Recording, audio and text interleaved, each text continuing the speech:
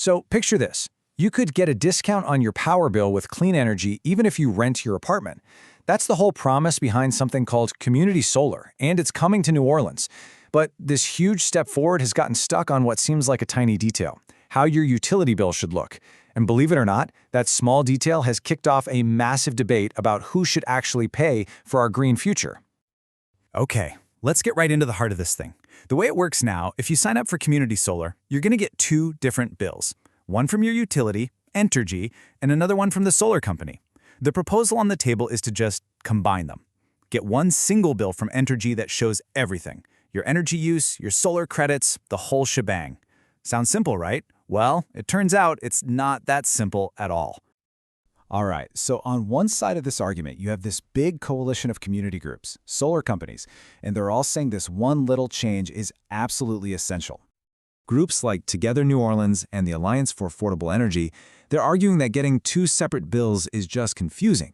They say it creates a roadblock, especially for the low-income residents this program is really meant to help. Their whole goal here is to make signing up for solar dead simple. So for them, this is way more than just a matter of convenience. They see it as a key for making the program fair and successful. They keep calling it a nationwide best practice. Basically, a proven method to make sure people can clearly see their savings and to take the financial risk off the table for residents. But then you have the other side. The city's utility, Entergy New Orleans, or ENO for short, is pushing back. And let me tell you, they are pushing back hard. ENO's first big argument is about the cost, and they put a number on it that really makes you stop and think: $212 million. That's how much they estimate this program will end up shifting onto the bills of customers who aren't even signed up for community solar, and that's over the next 20 years. And you remember that nationwide best practice claim we just talked about? Well, ENO takes a direct shot at that idea with their own data. So ENO's research paints a very, very different picture. They point out that of all the states that have community solar programs, that's 44 states, the vast majority, 35 of them, do not use this consolidated billing system. This fact just flies in the face of the claim that it's some kind of standard practice. And it's not just about the cost. ENO is basically saying, you're asking us to fund the billing operations for companies that are our direct competitors.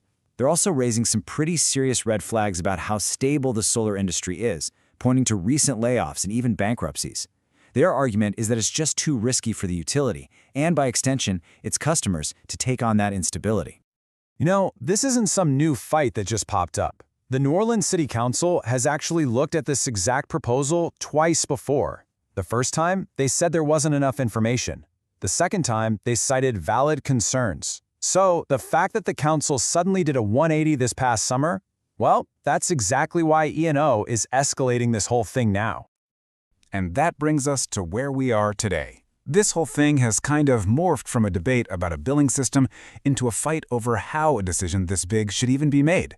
It's really become a fight over evidence. ENO is basically saying that to weigh all the risks fairly, like the risk of a solar company going out of business, the council needs to see the real numbers, the actual business plans from these companies. So during the legal discovery process, they asked for them. Simple as that. But what was the response from the solar companies? A hard no.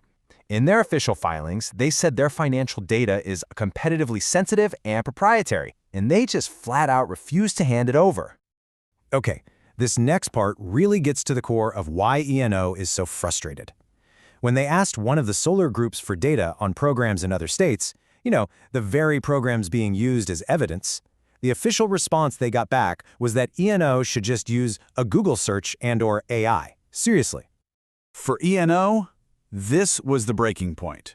They're arguing that a decision that could cost their customers over $200 million and completely rework their billing systems, it just can't be based on talk and a refusal to provide data.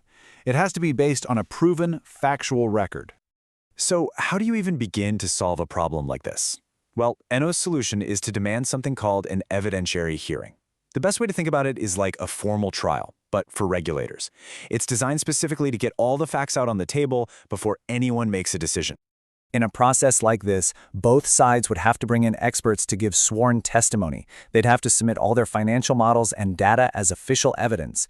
And here's the really crucial part: lawyers for the other side would get to cross-examine those experts. Then, and only then, would a final decision be made, based only on what was proven in the hearing. So what started as a seemingly simple question about how to design a utility bill has blown up and revealed a much, much deeper conflict. This is not just a technical squab. When you really break it all down, you see what this is. It's a fundamental disagreement over who should take on the costs and the risks of our transition to green energy. On one side, you have advocates who see this as a necessary administrative cost for a public good. Their goal is to maximize solar adoption. On the other side, the utility sees a huge unfair cost being pushed onto all its other customers, and they're demanding a fact-based process to make sure everything is stable and fair for everyone. This whole fight in New Orleans is really a perfect snapshot of a question that cities all across the country are facing right now. As we try to build the future of energy, we have to decide whose job is it to build the bridge and who's going to pay the toll.